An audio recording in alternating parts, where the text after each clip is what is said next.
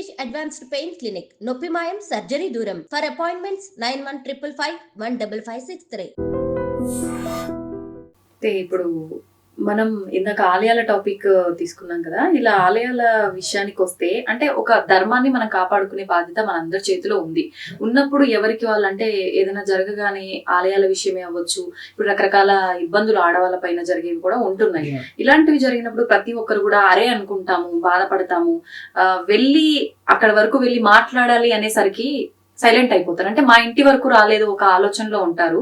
అయితే మన హిందూ ధర్మం విషయానికి వస్తే కూడా హిందువులం అందరము ఒక త్రాటి పైన నిలబడాలి అంటే ఖచ్చితంగా కులాలు ఇలాంటివి అవొకటి మైండ్ లో పెట్టుకొని ఎవరు ముందడుగు వెయ్యరు.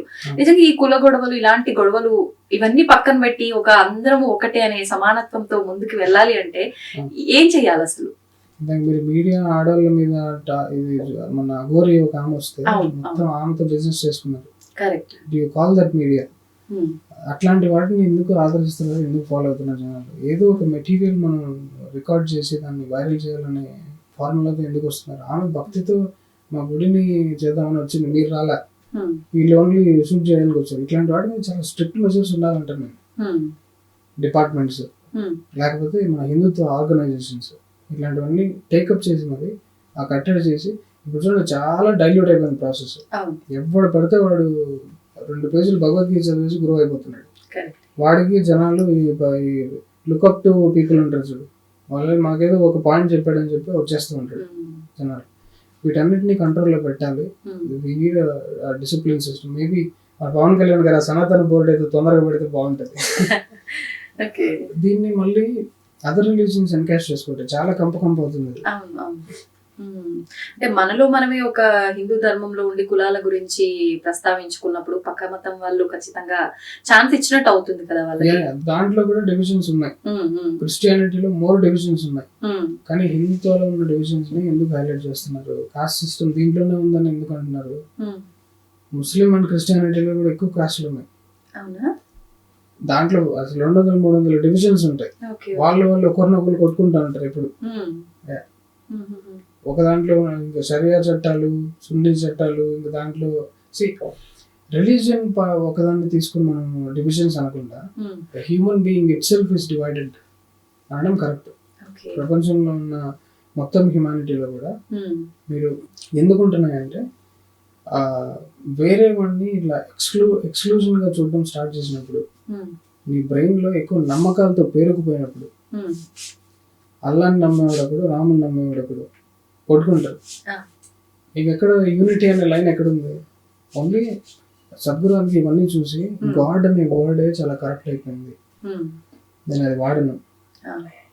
అందుకని స్పిరిచువాలిటీ, ఆ లైఫ్ ఎనర్జీస్, ప్యూర్ సైన్స్ చెప్పడం స్టార్ట్ చేశాడు.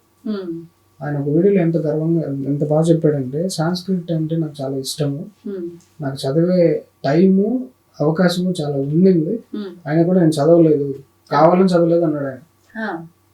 యోగి who wants to play role. నేను అందుకే సద్గురుని ఈ కాలం ఆదిశంకరాచార్యుడిగా చూస్తాను. నేను వచ్చి ఈ కాలానికి ఏం చేయాలో అది చేస్తున్నాడు ప్రజలకి. బికాస్ అదే కదా ఇంపార్టెంట్. ఇప్పుడు మనకి అవి మాట్లాడితే అర్థం కాని బ్రెయిన్స్ లో ఉన్నాం మనం, పాస్ట్ బ్రెయిన్స్ లో ఉన్నాం. ఇప్పుడు అంత రిజల్ట్స్ కూడా చూడొచ్చు. అంతమంది ఈయనకి అట్రాక్ట్ అయ్యారు, కానీ మిగతా వాళ్ళని ఎవరికి అట్రాక్ట్ అవ్వలేదు. ఆయన దగ్గరకు వచ్చిన తర్వాత మళ్ళీ వేరే సనాతన ధర్మంలోకి వస్తున్నారు, అందరు ధర్మాన్ని ఇంబైబ్ చేసుకుంటున్నారు. Isha volunteers and devotees very sensible. మిగతా వాళ్ళని నేను కించపర్సన్ చెప్పాడు, చాలా గొప్ప వాళ్ళని నేను కలిశాను.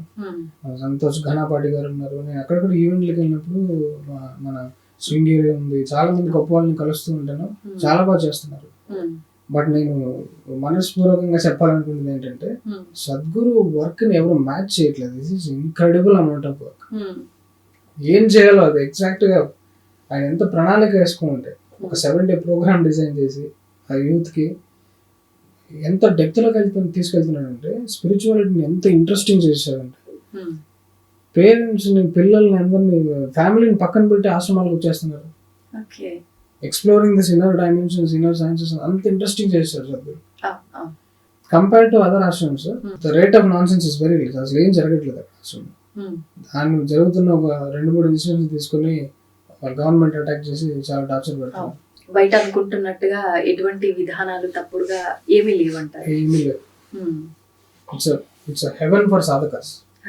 లగ్జూరియస్ గా మీరు బ్రహ్మచర్యం తీసుకోవాలి, సన్యాసం తీసుకోవాలి, స్పిరిచువాలిటీ నేను ఎక్స్ప్లోర్ చేయాలి, సృష్టి రహస్యాలు నేను తెలుసుకోవాలి అనుకుంటే Isha is the best place. Isha స్వర్గం దానికి. అంటే స్పిరిచువల్ గా దగ్గర ఉండాలి అంటే ఖచ్చితంగా ఈ సన్యాసం, బ్రహ్మచర్యం ఇవన్నీ పాటించాల్సిందే అంటారా? కుటుంబ జీవనంలో ఉంటే ఇవన్నీ సాధ్యపడమంటారా? దాన్ని కరెక్ట్ గా అర్థం చేసుకోవాలి. ఐన్స్టీన్ ఉన్నాడు, అదేదో ఎక్స్పెరిమెంట్ చేసి సోపు బుడగల మీద ఎక్స్పెరిమెంట్ చేసేటప్పుడు వారం రోజులు బయటకు రాలేదంట. వాళ్ళ ఆవిడకి చిరాకు వచ్చి విడాకులు వెళ్ళిపోతానంటే ఆశ. అంటే ఈజ్ బ్రహ్మచరి, పెళ్లి చేసుకున్నాడు, పిల్లలు ఉన్నారు, బట్ స్టిల్ ఆ ఒక మూమెంట్ అది చేసేటప్పుడు అన్ని పక్కన పెట్టాడు. చూసారా, అది యాక్చువల్ బ్రహ్మచర్యం అంటే.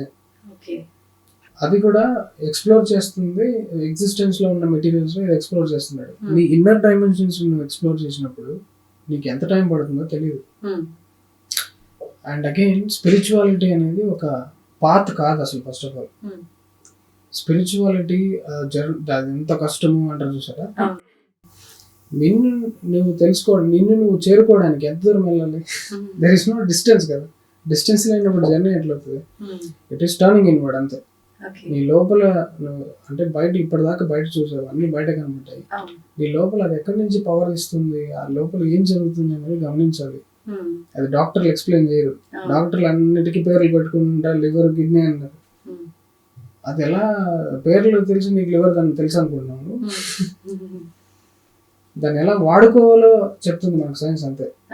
సో దాన్ని యాక్చువల్గా అయితే ఇప్పుడున్న మోడర్న్ సైన్స్ ని మనం అసలు సైన్స్ అనకూడదు. It's white fantasy, white man's fantasy. Actual science అంటే వేదం.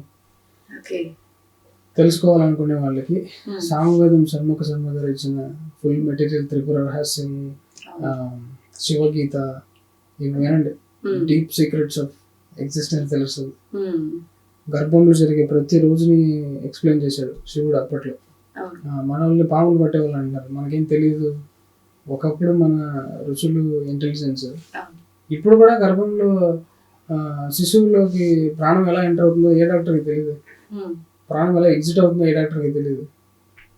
దేవుడి మీద భారం వేసి అంతే అంటున్నాడంటే. సో ఈ సైన్స్ ని ఫ్యాషనబుల్ గా ఫీల్ అయ్యే వాళ్ళకి టైట్ స్లాప్ లాగా ఉండాలి. యాక్చువల్లీ రెండింటినీ బ్యాలెన్స్, మీరు చెప్పినట్టు బ్యాలెన్స్ ఎట్లంటే నాన్ సెన్స్ లేకుండా కరెక్ట్ గురి అన్నిట్లో ఫ్రాడ్స్ ఉంటారు, ఇంక్లూడింగ్ మీడియా, డాక్టర్స్, ఏ డిపార్ట్మెంట్, పోలీస్, ఏదైనా తీసుకోండి, ఫ్రాడ్స్ ఉంటారు, మంచి వాళ్ళు ఉంటారు. Identify the right people. ఇప్పుడు మంచి వాళ్ళు ఉంటారు, చెడ్డ వాళ్ళు ఉంటారు అన్నారు కదా. భగవంతుడు అంటే మనకు భాగవతంలో, వీటిలో, పురాణాల్లో చెప్పారని చెప్పి మనం కృష్ణుడి మాటల్లో కూడా విన్నాం, అందరూ నా బిడ్డలే, అందరూ నాకు సమానమే అని చెప్పి. కాకపోతే మనం చేసుకున్న కర్మలను బట్టి వారి జీవితం డిసైడ్ అవుతుంది. ఆ కర్మలని మనం తగ్గించుకోవడానికే మళ్ళీ జన్మ తీసుకుంటామని చెప్పి. మరి ఈ చెడు ప్రవర్తనలో వెళ్లే వాళ్ళని భగవంతుడు ఎందుకు మార్చే ప్రయత్నం చేయట్లేదు, ఇంకా మళ్ళీ మళ్ళీ అదే తోవులోకి వెళ్లేలా అవుతుంది అంటారు? నేను చెప్పాను కదా, భగవంతుడు అంటే ఎవరు? సృష్టికర్తన దేవుడా. దేవుళ్ళకి కూడా కష్టాలు ఉంటాయి. సో అందుకనే చెప్పాను, నేనే దేవుడిని. ఎట్లంటే మన శరీరంలో ఈ గ్రాస్ ఫిజికల్ ఫామ్ లో ఉన్నాం. ఇది ఒకసారి కాలిపోయిన తర్వాత అది ఎక్కడికి వెళ్తాం, ఆ సైన్స్ ఏంటి, అక్కడ ఏం జరుగుతుంది, వాటన్నిటిని తెలుసుకుంటే then you will get the key. ఏం చేయాలి అనే కీ దొరుకుతుంది. నెక్స్ట్ ఆ కర్మలు మీకు ఎలా తగులుతాయి అనే కీ దొరుకుతుంది. వాటన్నిటిని మన శివగీతలో ఎక్స్ప్లెయిన్ చేస్తారు. ఆత్మ ప్రయాణం, అది ఏ వాసనలు తీసుకుని ఏ గర్భాన్ని మళ్ళీ ఎన్నుకుంటుంది. ఇది బయట చిత్రగుప్తులు వీళ్ళందరూ లెక్కలు వేసుకుంటూ ఉంటారు చూసారు, ఇలా పితృదేవతల నుంచి మనకు వచ్చే ఫలితాలు మొత్తం అదొక పెద్ద సైన్స్ డిస్క్రైబ్ చేసినారు అన్నమాట. మనం పాడ్కాస్ట్ లెంత్ సరిపోదు కాబట్టి వాటి గురించి కొంచెం ఊరించి వదిలేస్తే జనాలు వాటిని ఎక్స్ప్లోర్ చేసుకుంటారు. బికాస్ అన్నిటిని మనం చెప్పలేము. కరెక్ట్ గా చెప్పాలంటే నాకే సగం తెలుసు. I'm not an enlightened being, I'm just celebrating the spiritual ethos of this country. నేను తెలుసుకున్నదాన్ని మీకు నిజంగా ఎగ్జిస్టెన్స్ లో ఒక్క పేజ్ తెలిస్తే కూడా మీ జీవితాంతం అదే చెప్తారు మీరు ఎక్కడికి పోయినా. అంత ఇంట్రెస్టింగ్ గా ఉంటుంది. మొత్తం 100 పేజీలు చదివారు అనుకోండి, మీరు గురువు అయిపోతారు, ఇంకా అదే చేస్తారు. I'm still a disciple, still learning. అసలు మీకెందుకు అనిపించింది ఇలా స్పిరిచువల్ గా ఉండాలని చెప్పి, తెలుసుకోవాలని చెప్పి, తెలిసింది మా నలుగురితో మాట్లాడాలని, తప్పు అన్నది ఖండించాలని? యాక్చువల్గా నా టైం అయిపోయింది, నేను దీంట్లో పడ్డా చెప్పాలంటే. Really that's what it is. ఇంకా టైం అయిపోయాడు. కుక్క బ్రీతింగ్ చూడండి, అది ఎంత ఫాస్ట్ గా డెస్పరేట్ గా ఉంటుంది. తాబేలు బ్రీతింగ్ చూడండి, దానికి ఇంకా మెల్లగా నాకు ఇంకా టైం ఉంది 500 సంవత్సరాలు. ఇదే మీరు మనిషికి అప్లై చేయండి. వాడు ఇట్లా ఫాస్ట్ గా క్రేవింగ్ ఉన్నాడు అనుకోండి, వాడు తొందరగా పోతాడు, మళ్ళీ వస్తాడు. ఋషిని చూడండి, శాంతంగా అసలు ఎంత కళ్ళల్లో ఒక ఓజో చెప్తాడు, you should know how to smile with your bones అంటారు. ఆయన ఓజో చూస్తారు, కళ్ళు ఆర్పడు, ఇలాగే ఉంటుంది ఆయన. సో మీ బ్రీతింగ్ స్పీడ్, మీ మొత్తం ఇవన్నీ కామ్ డౌన్ చేసుకున్నారు అనుకోండి, అప్పుడు మీరు ఎక్కువ రోజులు బతకడం, మనిషి అవుతారు. యాక్చువల్గా మనిషి మళ్ళీ దైవం, అది తెలుసుకోవాలి. That is very interesting. భూమి మీద పుట్టిన తర్వాత జంతువులకు బతికేసి వెళ్ళిపోతాయి. ఆ కంపారిజన్ మనకు తెలిసిన తర్వాత ఓకే, ఇలా బతుకుతున్నాం మనము, no this is not me. అయితే ఇప్పుడు భగవంతుడి గురించి తెలుసుకోవాలి, భగవంతుడిని చేరుకోవడానికి ఆ మార్గంలో మనం వెళ్ళాలి, ధర్మంగానే ఉండాలి అని అంటే పూజలు, ఇప్పుడు ఏదైతే హంగులు, ఆర్భాటాలు, హడావిళ్ళు చేస్తున్నారో ఆధ్యాత్మిక పరంగా, ఇవన్నీ చేస్తేనే అవన్నీ సాధ్యపడతాయా, లేదంటే సాధన రూపంలో కూడా భగవంతుని చేరుకోవచ్చు అంటారా? ఎగ్జాక్ట్లీ, సాధనలు కూడా చేసుకోవచ్చు. ఇక్కడ నేను ఏది మాట్లాడినా కూడా ఒక బ్యాచ్ అనేది రివోల్ట్ స్టార్ట్ అయిపోతుంది. ఓ వీడి వల్లే మా పూజలన్నీ నాశనం అవుతాయని వచ్చేస్తారు ఒక బ్యాచ్. నువ్వు దాన్నే పట్టుకుంటే ఇవన్నీ ఎందుకు రాసి, వీడు అసలు అవన్నీ చేసుకుని మళ్ళీ సాధన చేయట్లేదని వీళ్ళు కాల్ చేస్తారు. ఎక్స్ట్రీమిజం ఇస్ రాంగ్ థింగ్ దేంట్లో అయినా కూడా. అన్నిటినీ ఇప్పుడు అల్టిమేట్ గా మీకు ఈ నట్షల్ అనేది బ్రేక్ అవ్వాలి. అంటే బటర్ఫ్లై అది వికసించి బయటికి రావాలి అల్టిమేట్లీ. దానికి ఏం చేయాలో అది చేయండి, రకరకాల పద్ధతులు. అంతేగాని దాంట్లోనే మీరు అడిక్ట్ అయిపోయి 2 ఒత్తులు పెట్టాలి, 3 ఒత్తులు పెట్టాలి అని డిబేట్లు పెట్టుకుని, that is neurotic nonsense. Religion అనేది అది కాదు. క్లియర్ గా చెప్పాలి అంటే ఒక సన్యాసికి ఏ బాహ్య వస్తువులు ఇవేమి అవసరం లేదు. ఇక్కడ కూర్చొని వాడు దైవాన్ని డీప్ మెడిటేషన్ లోకి వెళ్ళిపోతాడు. అలా నువ్వు వెళ్ళలేకపోతున్నావు అంటే ఒక దీపం పెట్టుకో, ఒక చాంటింగ్ పెట్టుకో, ఒక మంత్రం ఒక మంత్రం చేయి. అది మనం ఎలా డిసైడ్ చేస్తారు అంటే అది గురువే చేయగలుగుతాడు. గురువే ఒక డిసైపుల్ ని వాడు ఏ స్థితిలో ఉన్నాడో గమనించి చేయగలుగుతాడు. కొన్ని బ్యూటిఫుల్ ఎగ్జాంపుల్స్ ఉంటాయి. ఓజో ఆశ్రమంకి ఒక అతను వస్తే కిచెన్ లో వాలంటీరింగ్ అన్నాడు, సాధన తర్వాత ఇస్తా. మిల్లెరపా స్టోరీ ఈ మధ్య రీసెంట్ గా ఫేమస్ అవుతుంది. మిల్లెరపా అనే ఒక అతను మార్పా అనే ఒక గురువుని వెతుక్కుంటూ వెళ్తాడు అనమాట. ఆ మిల్లెరపా స్టోరీ ఏంటంటే వాళ్ళ బాబాయ్ దగ్గర బతుకుతూ ఉంటాడు. వాళ్ళ నాన్న చనిపోవడం వల్ల వాళ్ళ అమ్మ బాబాయ్ దగ్గర బతుకుతూ ఉంటాడు. లైఫ్ చాలా టార్చర్ ఉంటుంది. వాళ్ళ చెల్లెల్ని ఏదో హరాస్ చేసాడు అనే కక్షతో ఈయన ఏదో చేద్దామని చెప్పి క్షుద్ర పూజలు నేర్చుకోవడానికి వెళ్తాడు మిల్లెరపా. చేసుకుని వచ్చి వీళ్ళ బాబాయ్ ఒక పెళ్లి ఈవెంట్ ఉన్నప్పుడు వచ్చి మొత్తం మండపం కూల్చేసి చాలా మందిని చంపేసి కొంచెం సాటిస్ఫై అవుతాడు. తర్వాత బ్యాక్ టు హోమ్ వెళ్ళినప్పుడు ముక్కులో బ్లీడింగ్ అవుతుంది, కొన్ని రకరకాల అనీజీ ఫీల్ అవుతూ ఉంటాడు. గురువు దగ్గరికి వెళ్తాడు, ఏం చేసినావు నువ్వు, ఇదేదో వర్కౌట్ అవుతుంది అనుకుంటే మళ్ళీ నాకే తిరిగి కొట్టింది అంటే, ఇలా కాదని చెప్పి ఇంకా టిబెట్ లో ఉన్న ఎన్లైటెన్ బీయింగ్స్ వెతుక్కుంటూ వెళ్తే అక్కడ మార్పా అనే పేరు పెట్టి, మార్పా మీన్స్ ట్రాన్స్లేటర్. బుద్ధుడు రాసినవి ట్రాన్స్లేట్ చేస్తున్నవాడు మార్పా. జనాలందరూ వాడు ఎన్లైటెన్ బీయింగ్ అనేలాగే చెప్తూ ఉంటారు, వాడు గురువు అనుకుంటారు జనం. సో శిష్యుడు ఎవరైనా వెతుక్కుంటూ పోతే వీడి దగ్గరికి వెళ్ళాలి, గైడ్ చేస్తారు. మార్పా మిల్లెరపాని పిక్చర్ టార్చర్ పెడతారు అనమాట. సాధన ఇమ్మని చెప్తే నీకు 2 ఆప్షన్లు ఇస్తాను. నీకు సాధన ఇస్తాను, నీ లివింగ్ నువ్వు చూసుకోవాలి.